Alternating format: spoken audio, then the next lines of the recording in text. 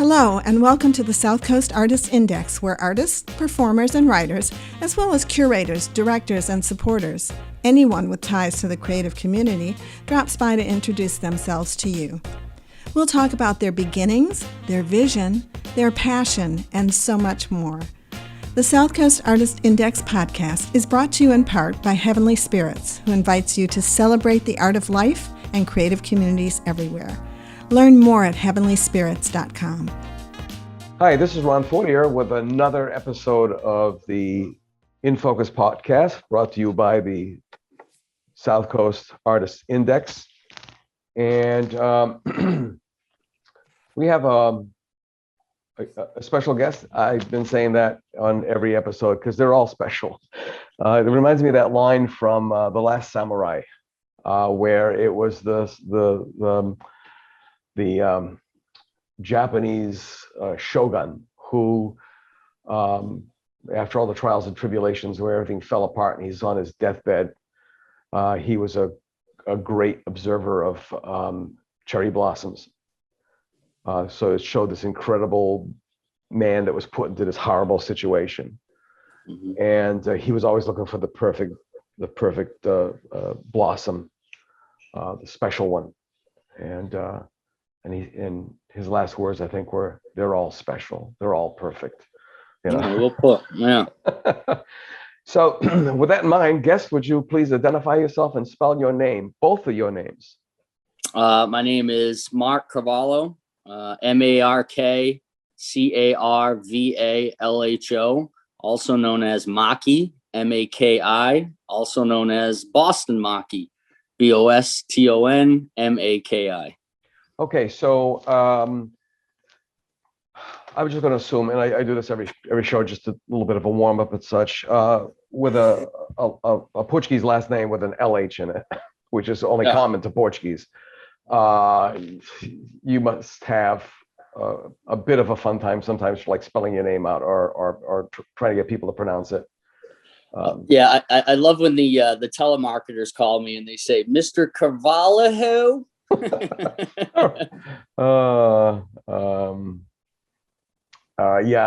Carvalho.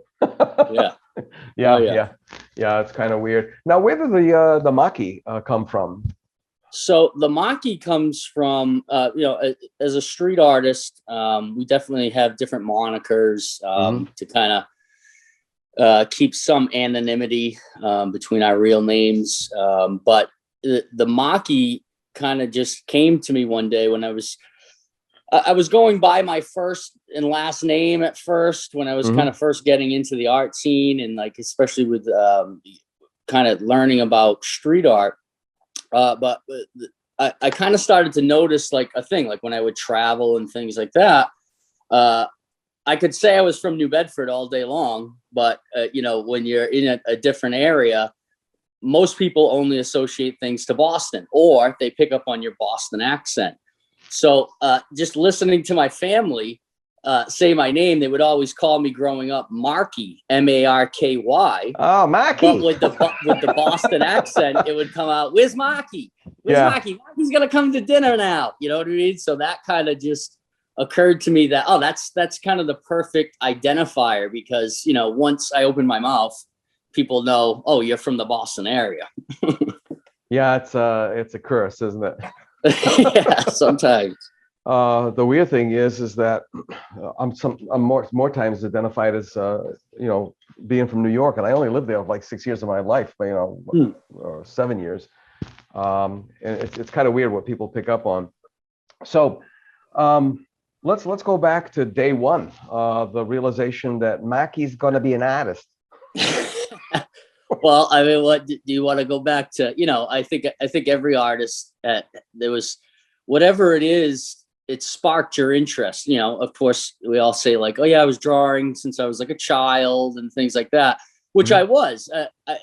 It's funny to think back on things, and maybe those were like the little instances that kind of, I don't know, it just drew the interest to me, like doing the weekly drawings for the classroom or something like that, and getting picked, and just kind of knowing like your artwork is hanging on that wall. I don't know if that started to kind of shape things, but I always know I was just interested in it. When I was in high school, however, I kind of had New Bedford High School was great. But I was I got discouraged in high school. It felt like, from what everybody was kind of telling me, like guidance counselors and even my art teacher at that time, art wasn't a viable way to make a living. So and also when I was taking a class, I sort of got like a little discouraged. I don't know if it was just like because I was expecting to be like, oh, you're a really good artist, after like all these years of like kind of being told I was. Whatever it was, I was discouraged, and I decided to become a pilot. So actually went to Bridgewater State University and enrolled in their pilot's license program. I got about halfway through that. I was taking my private pilot's license, but there was still like that feeling that I wasn't going to be happy doing that. And I happened to have a professor at the time, Dr. Stephen Smalley, and said, you got something here. I was just kind of taking one of the art classes as a general requirement. And it still spoke to me, it still had that kind of that magic, like, oh, wow, there's something to this. And if you can figure it out, you can produce something that other people are going to really appreciate. So about sophomore year in high school, I switched over from being a pilot, an aviation major, to the fine arts. And kind of ever since then, just trying to find my way and my inspirations. So after graduating from college, I got into a studio with a few artists. One artist, Rainey Gagnon, was a really huge influence on me. And we kind of all joined as a group in a studio. And from there, we started to look at this movement of street art that was coming about. And Rainey kind of really took off running with it. I was still a little hesitant because Rainey was a graffiti artist from the 80s. And I was just kind of traditionally taught how to paint. So picking up a spray can, it was exhilarating and it was nerve-wracking all at the same time. But right around, I would say 2005, we kind of both started getting into like the street art game. And ever since then, that's been my focus. Now, that's what amazes me is, well, first of all, the evolution from Taki, all the way on up through. And then this, there's been, well, the guy who pretty much addressed all of that was from New Bedford, Rene Ricard, who wrote the seminal article in Art Forum magazine and was, one of the major characters in the bioflick Basquiat. And but what amazed me was the line control of as Zachary Meunier likes to refer to himself, the aerosol artist. The line control reminds me back of going way back into the 20s, 30s, 40s, 50s, the speedball artists. Those are the broad nib pens. Speedball had an incredible program, and most of the graphic artists of the time, used speedball. And but then again, too, there was you had that illegal running under the radar, taggers, bombers, and then there was the affiliations with gangs and such. And it always amazed me the parallels between that and the iconoclasm in Constantinople and Byzantine during the Byzantine era, where people were using art for warfare. They had the people who didn't think that the images of Christ should be created because it was a graven image and it was therefore against the commandments. So, these people put up stuff and somebody would come along and whitewash it off, and then you look at the street gangs, and it was almost the same thing. I mean, you put up your tags and stuff and they'd come along and, they'd spray over it. It was like a back and forth kind of a thing. And I always found that was such I mean, primitive in the best of ways, a very primitive, very primal kind of use of art that had been lost long time ago. Yeah, it's really interesting. I mean, I tend to kind of they're cousins, graffiti and street art, but they are kind of different worlds as well. But like what you're saying, street art, graffiti was about like this rebellion of society and people wanting to get their own fame. Street art has that in it. But it also goes back to like what you're saying, like how revolutions were started with stenciling and things like that. So it's really it's interesting to think about how all of those things kind of connect, or even like thinking about like let's think about like cave paintings. I mean, it's incredible to me, whatever that is in us that we want to leave, I guess, something behind, leave a legacy, say that we were here, and that's where graffiti really took off. Mm-hmm. Street art became a little bit of a different animal, where it was more in the beginning, definitely more political on things, and kind of making statements about society. Banksy was obviously he's probably the best known one for doing things like that. But it's really interesting always to think that how all these things kind of have this little minute connection between them, but can also kind of grow into their own thing. Yeah, the graffiti art, I mean, to put it in a very base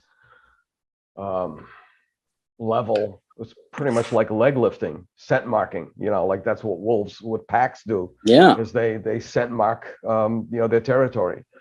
And then the street art, once you had a murder, whether it was a gang murder, related murder, or a police related murder, then the memorials would start to go up. And you said something really, really interesting, is I think somewhere around between the 80s and the turn of the century, there was a whole generation of people who felt like they referred to the Argentinians, the desaparecidos, the disappeared. They were non-people. They came out of projects. Their family life they had no idea what a nuclear family was. They're probably more with a guardian than with a parent. They couch surfed. Their world was in total flux. Drugs had a lot to do with it. And a total breakdown of culture. But yet, the young people, there was like, you can hold on to a seed for years and years and years, and then just, finds itself on the ground or something, and it starts to sprout. And to me, that was what was an amazing thing. It was like this, in Portuguese, they have that term saudade, okay? It's like this yearning that you can't stop, it's a very powerful one. And these kids had a yearning of some normalization, maybe. So they didn't have a family like in the Father Knows Best 1950s concept, but they had a family of friends and acquaintances and people that they could lean on, and people who would lean on them. And that's really what the family, it became tribal, I guess. Oh, for sure. Yeah. I mean, and still is, I think that it is very interesting to think about how, again, even like thinking now that you say that, like about like that yearning of things, I think about like me being a kid in school, and now it just never went away, and finding like an art community, which has been great about New Bedford, is that now we really have a thriving art community, and it's like everybody kind of knows everybody, and it just adds fuel to the fire too, because it's giving you confidence about things, because you have that group that's around you, and it allows you to sort of kind of really react, but with some kind of safety behind you, Yeah, you're getting critique, you're getting validation, you're getting instruction. Because I mean, I wonder about some of these, I use the term kids, with no formal instruction, who just come out and bang. It's like, to me, it's all about line quality on street art. I mean, I see some of this line, and to me, it's like, it's kinds, it's emotional to me. But yeah, it all calligraphic. plays in. Sorry, it all plays into sort of like the same like Gestalt principles for us, right? Like what we kind of find is good design and things like that. If something's all blown out and you can tell, oh, that person didn't really have any. You can tell from the spray can. That was something that I fell in love with when I first got the studio with Rainey. Is just all of a sudden being introduced to spray paint and seeing all the different things that you can still do with that. But in the same right, if you're not confident with what you're doing with the spray can, it shows up when you're making those marks, you know? It must be almost like musical in nature, because, you know, if you're hesitant, you know, when you're playing, you know, guitar, for example, you know, your fretwork isn't good, then it's or your picking isn't good, you know, they've got to sync up. You know, the audience picks up on that right away. You know, oh, there was a stumble there. You know what I mean? And it's no different for art. Now, you were were you among the first artists in the Kilburn? This is when Steve Lefkowitz still owned. Well, they still have Furniture City. Kind of, not really. I think I actually took over Zach Munier's spot. Yeah, I think he had a spot in there. Then I got his spot after him. Right. So he was before me. There was a few, and the whole hallway that I was on when I first moved in, I think it was like 5 or 6 artists. Yeah, Jim Charette was there with the Gunbolt. Was it the Gunbolt Gallery? I think he called it. Yeah. And Vic De Silva was there. Yep. Nicole Monfredi was there with the printing. Can't remember what she called. Headcase Press, I think it was. Headcase Press, that's right. Yeah, I remember that now. And then Colo Gallery came in. Right. Judith Klein has been there for a while. Yeah. So there's been a complete. I mean, I guess everybody wondered, how could this organization come in from out of town, the Murrays are not from around here, and get this place going, because first of all, it's a peninsula, you know, so you're on the Clark's Point. It's a terminal location. You got to drive there and turn around and drive out. You're not it's not like crosstown like you can do uptown, you know, downtown. Right. And everybody's sort of curious as to what efforts they would put into it, especially since Hatch Street had been going for longer. Yeah. But it's like, holy crap, they're blowing this place up out of the water. They're making this a destination now, which is the key to everything. Oh, for sure. Well, I think AHA has played a huge part in that. I think just the downtown renovation too. I know when I was first at the mill, like one of the biggest frustrations was, you know, we couldn't get any of still very tough to get the AHA traffic. Just because Jim Charette kind of voiced his opinion on that. Oh, I'm sure. Yeah. He's not shy. Yeah.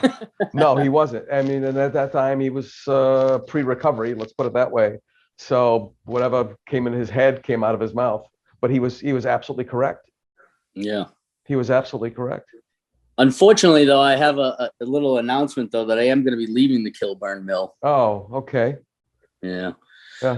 Looks like rent's going to be going up and other things. So I kind of got to downsize at this point and start a new studio somewhere else. But, you know, can't get married to the studio either. But it has been great being there. And it is amazing to see the transformation. When I was first in that studio, I mean, we had the ceiling would leak every time it rained. You know, there was no heat put on.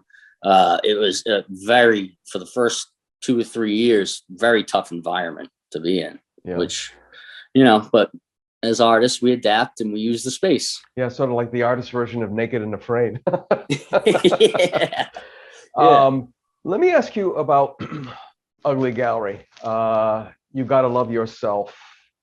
Is that ugly is the acronym for You Gotta Love Yourself. And it was founded by Jeremiah Hernandez and David Guadalupe. My opinion is, and you know, I'm finding is I podcasted my partner in crime, Jeff Watton, last night, and he insisted we go back and do it in the studio because he said I'm sick of Zoom because you know, his advertising agency everything is on Zoom. But you know, it was a really interesting ramble of how we started off this whole program and everything. And as I told him, I said, I'm blessed because I've with you now, this is going to make 77 podcasts. Wow. The year is only like, we're only 2 months into the year.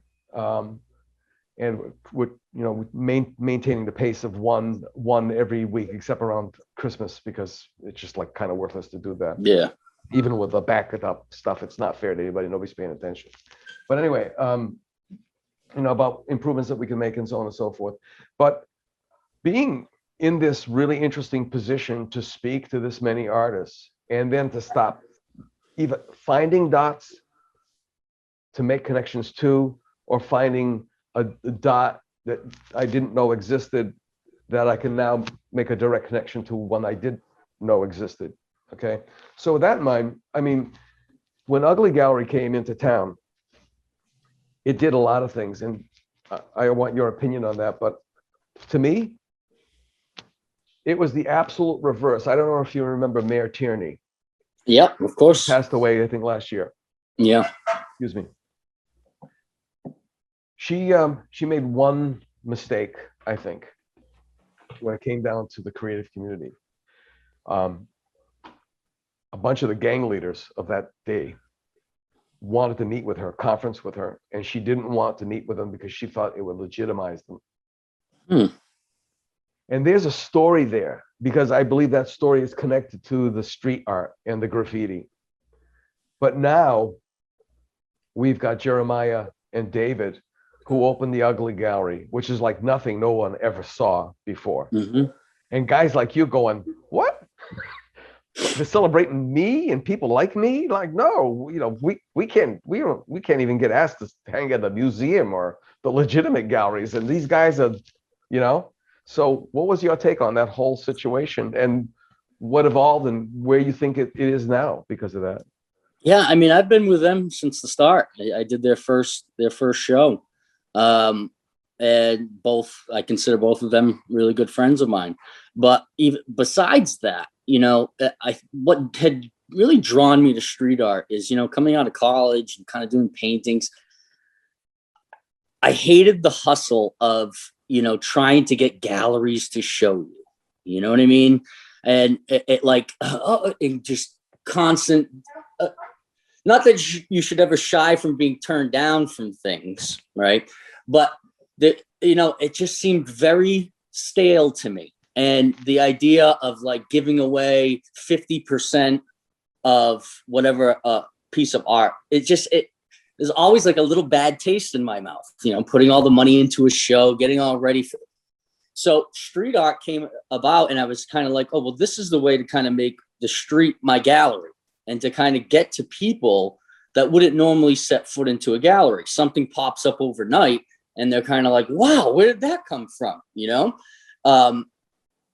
So fast forward a little bit, I was playing around with the street art stuff and just kind of trying to find my own kind of visual language of things. And I don't even remember where me and Jeremiah had talked about it, but he said, we got a gallery downtown, let's do this. And the thing that always appeals to me, whether I'm doing a mural, a commission piece, anything, is that it's my voice, and that it's not somebody dictating what I do. And you find that a lot from a lot of different galleries, because it's a for-profit business too.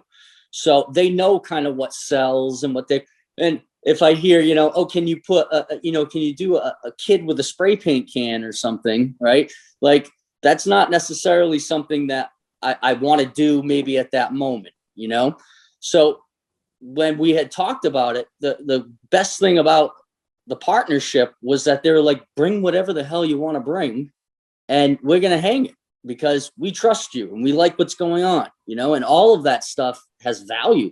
So the second, they approached me with that and thinking about that, and then seeing some of the other artists that were around, and it was just a great opportunity for us all to kind of start to come together and kind of start to, like we were saying before, like the family, kind of meeting your new family in a way, and going to the show and kind of looking at other people's artwork and them asking you about yours and you asking them about theirs.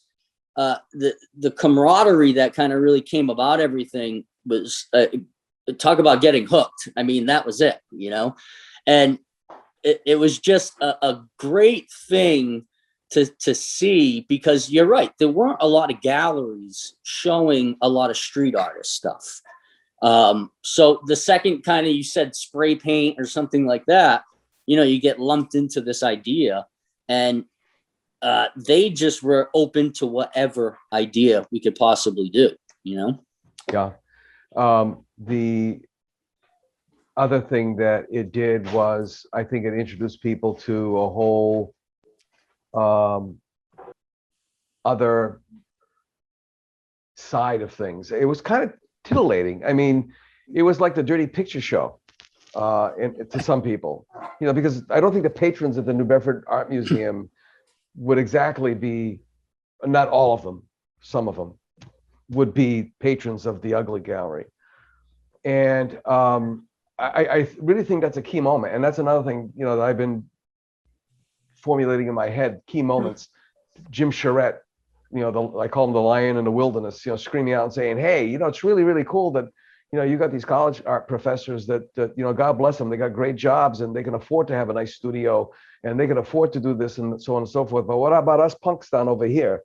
And he really stirred things up. Then there was the Ugly Gallery, obviously. And then, of course, AHA came into play. I mean, I was so shocked the first time I went down to AHA. Somebody invited me, and I'd been on the Chamber of Commerce over the years, and worked for the Summer Festival and all these other things, and I was a little bit jaded by things. And I went down my first time for AHA. I had an appointment, and it's like, it's after 5 o'clock. It's gonna be easy parking space. It's like, what the hell? Yeah. Like, I drove around for like 15 minutes looking for a space, right? And then, so there's that incredible excitement that is going on. That, in 1985, I think the sound on the streets was crickets. There was nothing going on. No. So, do you do this full time? Yes. Okay, so as the old timers would say, so you make a living. I do. I mean, it's tough at times for sure. Yeah. But you just kind of keep plugging away. I know one thing: if I quit, it's not going to happen. So that's kind of all my. I really have to say, the community, whether it's people I went to high school with or just people that have seen my stuff around New Bedford, that's 90% of my support. So yeah, day to day, but I'm doing all right.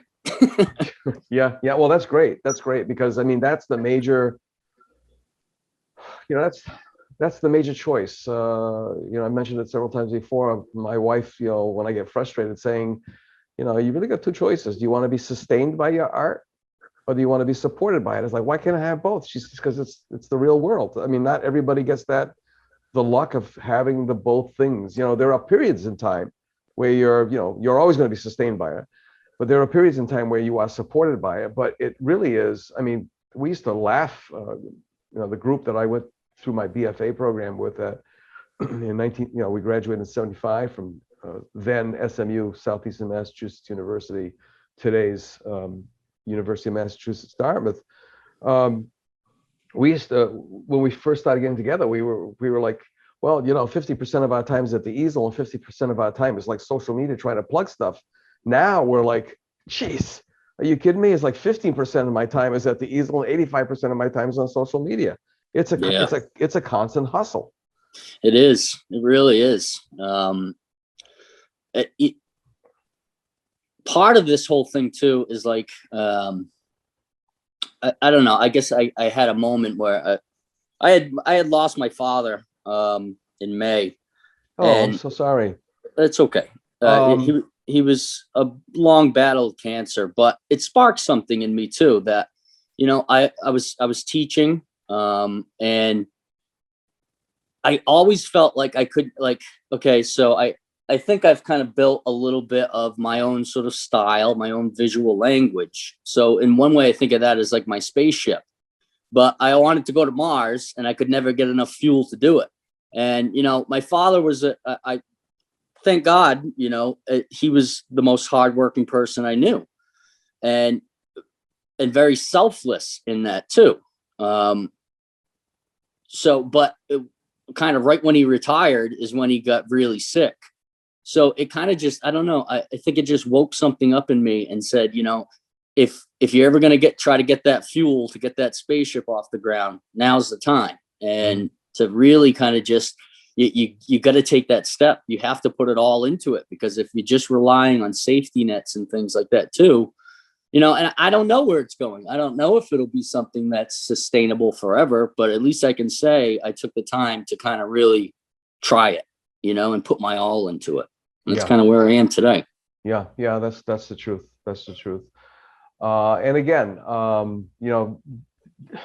there's so many different ways now of approaching this. Is what is fast becoming the old way, as you said, knocking on gallery doors. And, most of the galleries all have the thing, don't approach us, we'll approach you kind of thing. Yeah. And it's a crapshoot. Well, I think nowadays we like you're saying with like the social media thing, the days of like knocking on their doors are totally gone. And it's kind of like, if you can become popular somehow on like social media, and I'm kind of, I don't pay that much attention to it. Like I would drive myself crazy if I did. But I think so that's kind of like where that's taken the precedent now for artists. It's great too, because you have your own promotion, right? And you're putting it out there, and then the galleries will come to you. I think that's kind of been like a big switch of things now, because you could, send a message to a gallery all day long, and it's just like in the past, they're not going to probably even see the message. It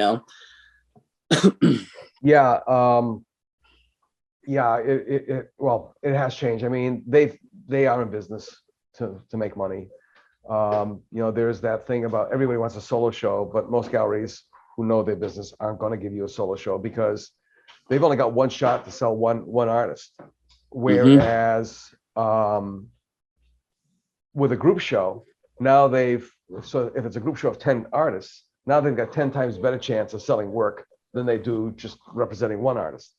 Right. And then, there's the 50-50, but then again, too, they're the ones that, they're the ones that pony up for the, for the wine, cheese and crackers for the opening. Sometimes. Sometimes you're bringing your own stuff. Oh, yeah. Well, let me tell you, I mean, I've seen some stuff with like processed cheese and jug wine in Portugal. It was phenomenal. I mean, I was like, my opening was like, champagne, what? Champagne and pass around hors d'oeuvres.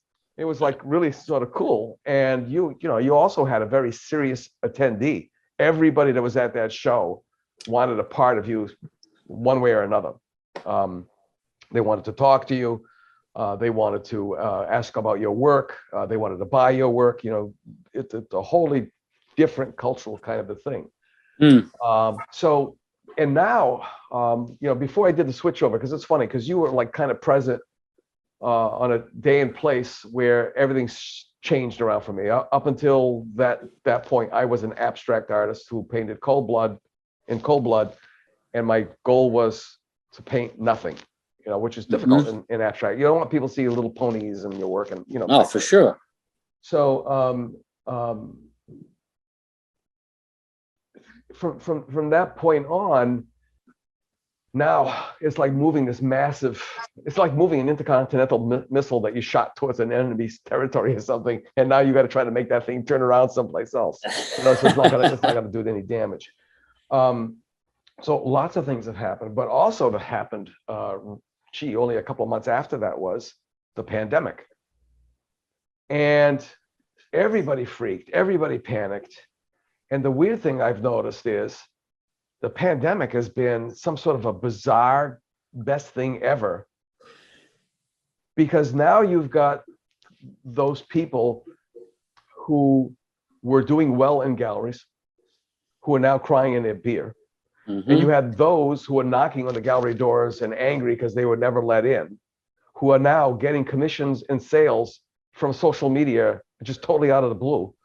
Yeah. And they're like, oh, is this a scam? And it's like one after another, after another, after another. It was just kind of bizarre. So things have evolved. So the point of this, the question is, how has the pandemic affected you? Positive, negative, otherwise? Well, I think that was, that was one of the other little things, like right when my father had passed and all that stuff. I don't know what it is, but it seems like in most of the people I talk to, like a lot of like awakenings of things, like, what am I doing? Why am I in this job? What the hell? I'm hearing that narrative from a lot of people, like just kind of reevaluating what they had been doing. Maybe it's because we were so freaked out. We thought, oh my God, tomorrow could be it. I'm not really sure. For me, it hasn't stopped. It's only kind of ramped up what I've been doing, because, it's like that same idea of this, it's now or never type thing really is in the focus. And it's like, well, I got to just do as much as I possibly can right now. And then of course, being more kind of stuck at home, a little more solitary, maybe that's just allotted me more of the time to kind of really focus in on it. I don't know if my sales have gone up or down or anything like that, but it does seem like people are paying a little more attention to some of the things that are going on. Mm-hmm. Yeah, I've heard some people saying, I thought, oh, what a sucko year, and then I started doing my taxes, and it was like, hey, wait a minute, I somehow made more money this year. Not a lot more, but I somehow made more than the year before, and I'm scratching my head wondering how the heck was this possible. Well, I think we cut back on some spending here and there, though, too. You know what I mean? Just going out on the weekends and things like that. Yeah. But then too, now the social scientists are all saying that they've got this incredible reservoir of disposable income from people who have always had a good job, and nothing really is going to affect them, but they're staring at four walls. And they can't go on vacation, and since the American mindset is not to save but to spend, because we get punished for saving. I mean, we got like what, 0.25% in a savings account? No, if that. Right. They'll find a way to take that away. Exactly. And then they tax you on that, miserable little profit as well. So people are just sitting there, and they just want to be comfortable in their caves. So now that I just said that, I'm almost wondering if this isn't something that goes back to 10,000 years. Oh, here we go. Yeah. Where it's like, okay, we can't get out because it's not kind of nasty out there, or whatever. It makes for a crazy. We'll be smarter, and hindsight is 2020. So when we have this in the rearview mirror, a lot of us might be doing head slaps, going, "Oh crap, really? I didn't see that, or I noticed it, but I didn't really react to it the way I should have for better profitability." Or I had, look at all that time I just wasted. You know what I mean? Yeah. I mean, go ahead. There's got to be something to this whole pandemic. My mom's 94. She lives on the mainland of Portugal. I lived in that same city for a year. Portugal was very proud. They were the lowest country in the EU, or one of the lowest in the EU for positivity and death rates. And then along comes January 1st, and they skyrocket to number one. And they're like, what the hell? And my mom said, it's got to be serious when they called the Germans in. The Germans are coming in to help us out. I just read a report this morning that they're already skyrocketed back up to one of the, well, actually, it's a backwards kind of a thing. They're now, again, one of the lowest, because they did what they call the confinement, the confinement, that they call the quarantine, the confinement, a literal translation. So there's got to be something to this, that I guess hive mentality. The hive. You got the worker bees. You got the bees that are around the queen. I mean, everybody's like going back to sort of a primal mindset. I don't know. Yeah, I guess, yeah, what is it? Is it, or even just having to kind of deal with yourself more with less distractions, like maybe like our minds kind of turning on into like a different thing? Well, we are a society of instant gratification. And in Hmm. society and culture wise, compared again, living over there gave me this opportunity to see the night and dayness. Over there, they ask you, what do you do? Blah, blah, blah. I'm an artist. It's like, oh, really? Have I seen any of your work? Is your work hanging? Are you in books? Can I reference that? They're like really excited about you. Yeah. Okay. And over here, it's like, well, do you make any money doing that? Yeah. Or what else do you do? What else do you what else do you do? Yeah, exactly. There was only one man, and Mr. Pinto, he owned this cafe. And it wasn't a negative thing. He's a guy who befriended this alcoholic French artist in the 50s, like named Michael Barrett. And Barrett was, they said, a really lovely man when he wasn't drunk, and he was an incredible artist. But when he was drunk, I mean, so it was, what he did was just out of pity for him, the open-heartedness of the Portuguese. So he's like, okay, so I'll take this painting and we can wipe out all your debt. And you can have your coffee and your roll every single morning, and there's not a problem, so on and so forth. After a period of time, he became almost an aficionado, almost became his representative. And then he started dealing with Freitas. There's another artist named Freitas who was another, unfortunately, they fit the mold of the classic tortured artists that are, substance abusive and that kind of thing. Mm-hmm. So I wanted to meet him, and my brother, Bill, who summered in Figueira every year since he was a kid, takes me to meet him. And the first words out of Mr. Pinto's mouth when I introduced myself is like, "So you're a painter, huh?" I said, "Yeah." He says, "Are you a showing painter or are you a selling painter?"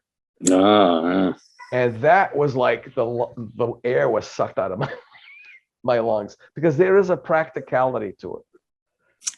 For sure. Yeah, that is always something, like you think about, like, yeah, so what is it to make it in art, or what, like, does that affect, legacy and things like that?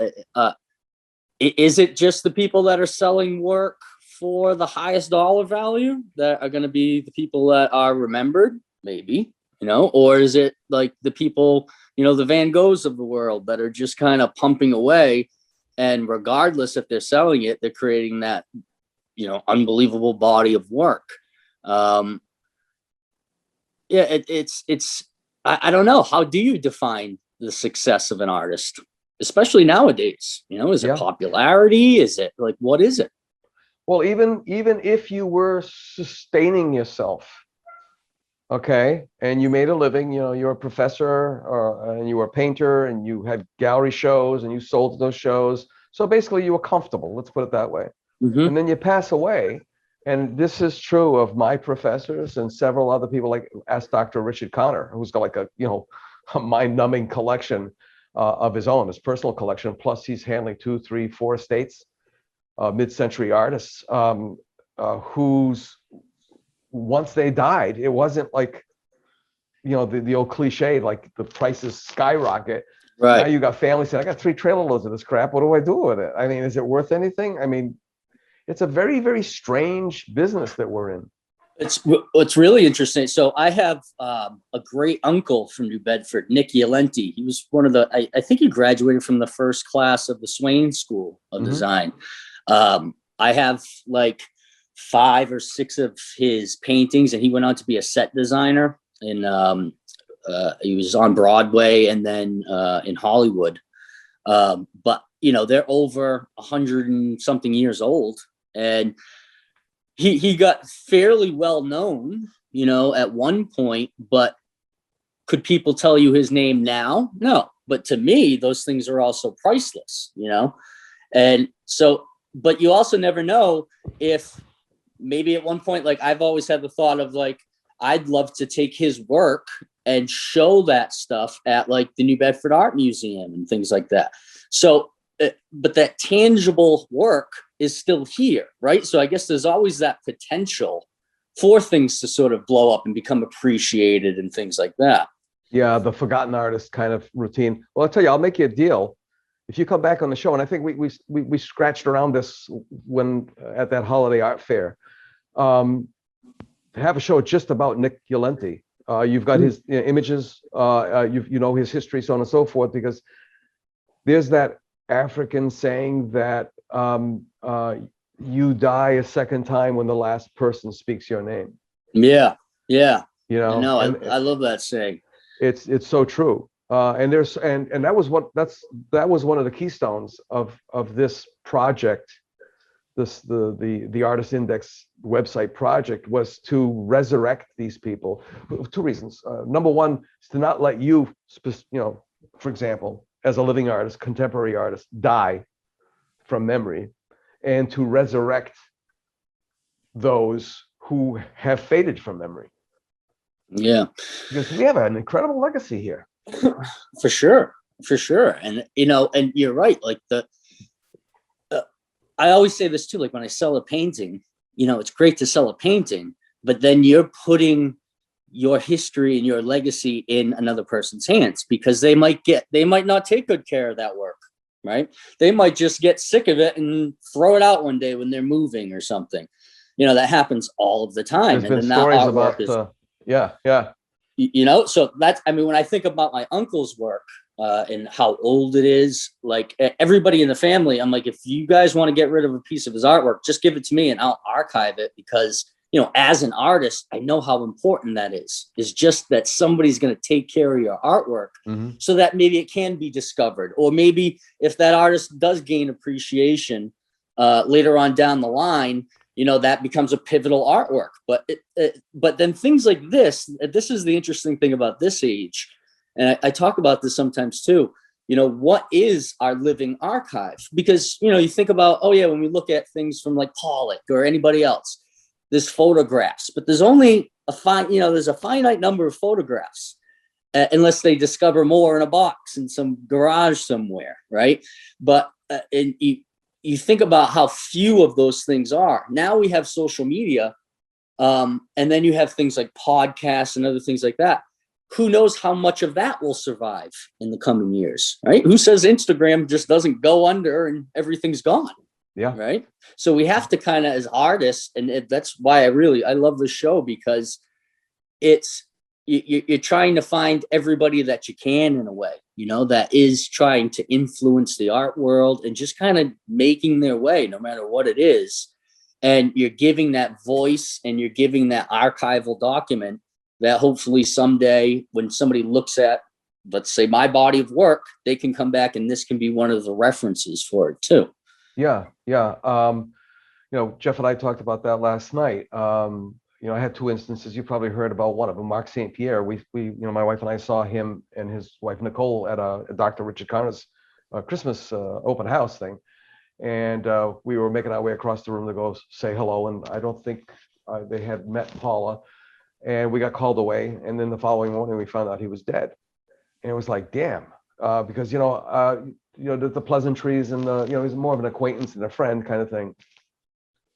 And it's like, okay, well, there's like an incredible lost opportunity. And without sounding morbid, imagine if I had gotten him, you know, on a podcast. Now, a friend that I made, who was a photographer and a writer, that my dog and I met, you know, Daisy and I, when we go walking to Fort Phoenix, Dan Logan. I mean, this guy was like multifaceted, but he was like an onion. You had to, you know, one layer at a time. He didn't just like tell you everything. We got to know him quite well. I got him on the show. He used to photograph all the fishing boats going in and out of the harbor. It makes me wonder what happened to all that work. But anyway, it was the very beginning of the pandemic. We hadn't left the house for about a month. We got out, you know, masks and the whole 9 yards. And I saw a photographer down in the rocks. I thought it was Dan. And I said, hey, Dan. And the guy turns around. I'm like, wow, that's not Dan. He's like, you know Dan? I'm like, yeah. I thought it was Dan, but I, you know, never seen him hunkered down in the rocks. He's always standing up down towards the gate. And he says, you didn't know? I don't know what. Dan passed away suddenly. Bang. It was like, holy crap. You know, and again, not to be morbid, but I feel kind of honored that I at least got him on a podcast. Because Yeah. anybody who's looks at his work, oh, like you, that piece of the fisherman behind you, the captain, okay, they don't know you, they know your work. They Mm-hmm. can read a bio, they can see a picture of you, okay. But now they come across the podcast and they hearing you speak, and they're going, wow, I like this guy before, I really like him now.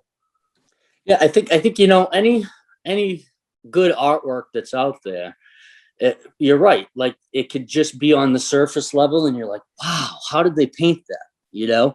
But I think the most important part, and this goes back everything, art history.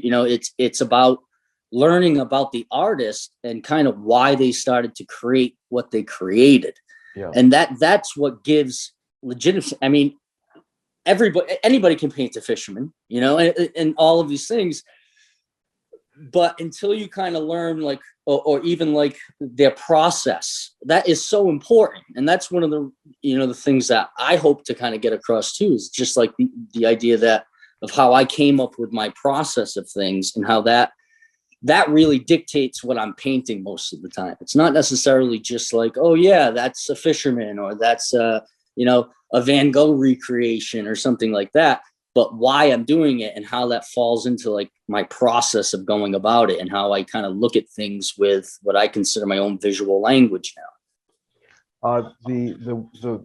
The other thing too is that there are people who are, they'll buy your piece of work because it reminds them of an incident in their life, or it reminds them of a goal that don't want to achieve, or it matches their drapes or their couch. Yeah. And then you have the other artists who are like, well, this guy looks like he's kind of hot right now, so if I buy low, because obviously I can afford to buy this, so this guy's going to go up in price. So it's financier, financial kind of speculation kind of a thing. Right. And then you have, I guess you've got buyers and you've got collectors, and there's one more group in there somewhere, but you've got that one group that they want a piece of you. They want a piece of your soul. I mean, it sounds kind of wacky, but they bought that painting and they own a piece of your soul, because it's not just to match the drapes. It's not just that it might be worth more money than they paid for it, but there's something about you that, how do you explain that? Yeah. Well, I mean, okay. So like, for instance, one of I did a Larry Bird piece. Okay. And one of the guys that bought the piece, he said that, oh yeah, I have a poster of Larry Bird. Okay. But when I look at it, there's something else to it. And it's because it's been hand done, and whatever translates between that stuff, some people just get that, some people look at it as, oh, I just need a sailboat for my living room, like you said. But then there's other people that kind of look at it and they go, oh, wait a minute, I get that this has a little something different, actually I had another person that had bought a lighthouse that I did, Secana Point Lighthouse. And he said, oh yeah, I was at my mother's house and she has a lighthouse painting. But I never really liked it. And then I saw your lighthouse and I was like, oh, that's different, because of the spray paint and just the styling of like the stencils. So we can all be painting the same thing, but there is something that comes from that artist. And again, that process of things, that it just shows through, I think, in the art. So the people that really appreciate that are, those are always the buyers that I gravitate to too, because I'm aware of that stuff too, that if somebody just thinks, oh, I can just get this for a cheap price because he's a local artist, and maybe, you know what I mean? It changes sometimes the way I sell things too, The challenges of working from home. The other thing is that, for example, like with musicians, I mean, I don't know, I don't know why Tom Jones popped into my head, but I can't think of many painters that have panties thrown at them.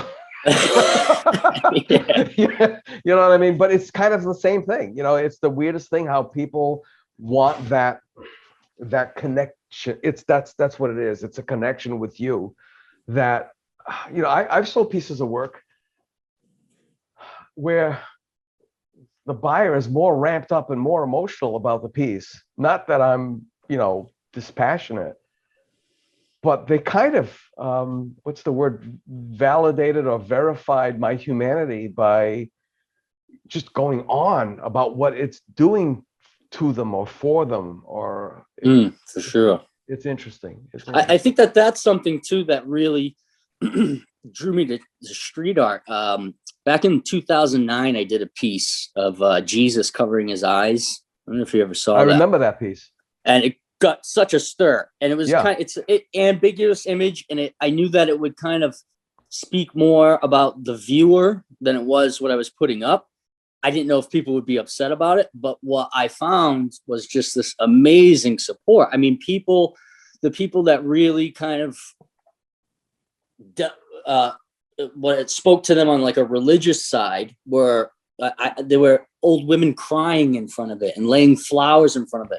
That was one of those things that just made me go like, whoa, what the hell? I thought I was just going to paste this up and maybe a couple people would, like it, or some people might be upset about it, but I got this whole other response of things. I mean, people making videos of it. It blew me away, Yeah. So I think like with all of that stuff, it just comes down to like kind of the artist sort of staying true to themselves, no matter what they're kind of really doing there. And the rest kind of falls into place.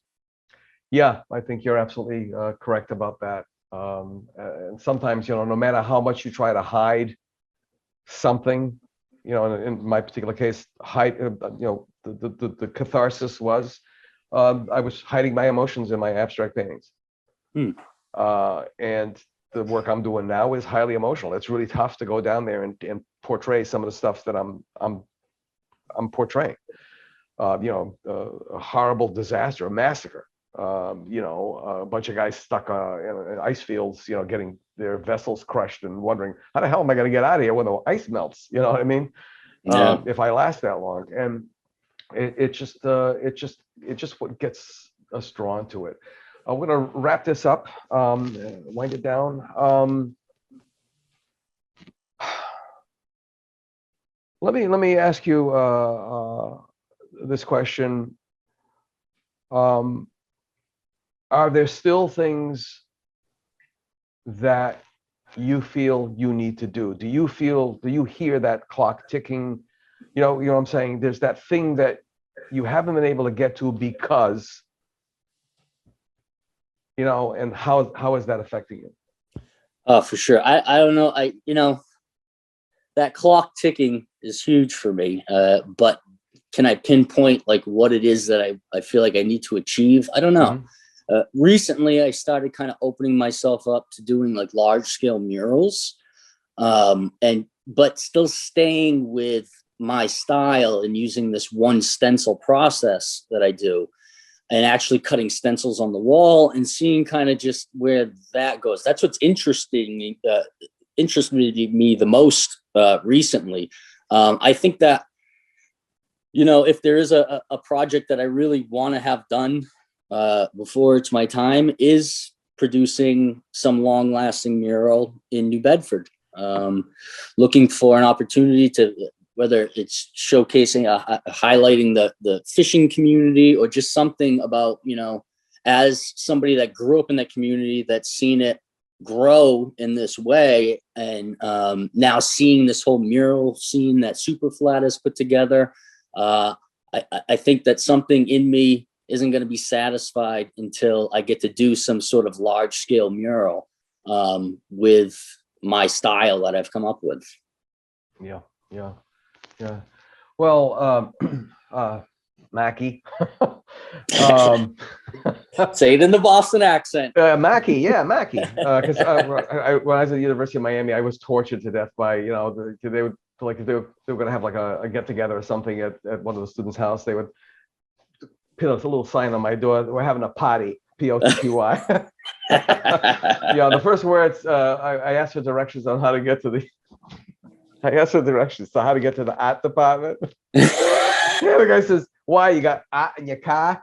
It's like, hey, but that's what it is. That's what it is. Yeah. Mark, it's really been fantastic. As I tell everybody, this is not a one and done. I do want to have you come back on the show as many times. I still specifically want you to come back for your uncle. Yeah, for sure. That is a key thing, because resurrecting them is it's important. I mean, yeah, he had a lot of important work, and he did a lot of really cool things with set designs, and then just his whole body of work of painting, and it's something to kind of delve into. Yeah, that Don Wilkinson is looking for images of Sweeney's. Oh, is he? Yeah. Oh. Contact him, because they're putting together a big presentation for the Star Store for I believe it's for one of the AHA nights, in collaboration with the CVPA. And he needs like 250 something images. So if you can, I'll get in touch with him for sure. All right, Mark, thanks so much. Well, thank you. Hold on. Yeah. And once again, it's Ron Fortier thanking you for joining us for another podcast episode. And we're still not out of the woods, so be cautious, use your head, be nice to each other, and we'll see you on the next podcast. Thanks so much. We'll see you next week for another episode of the South Coast Artist Index podcast. The South Coast Artist Index podcast is brought to you in part by Heavenly Spirits, who invites you to celebrate the art of life and creative communities everywhere. Learn more at heavenlyspirits.com. To learn more about the South Coast Artist Index, visit theartistindex.com. Find us on Facebook, Instagram, and YouTube. Be the artist you believe you are, and let's take care of each other out there.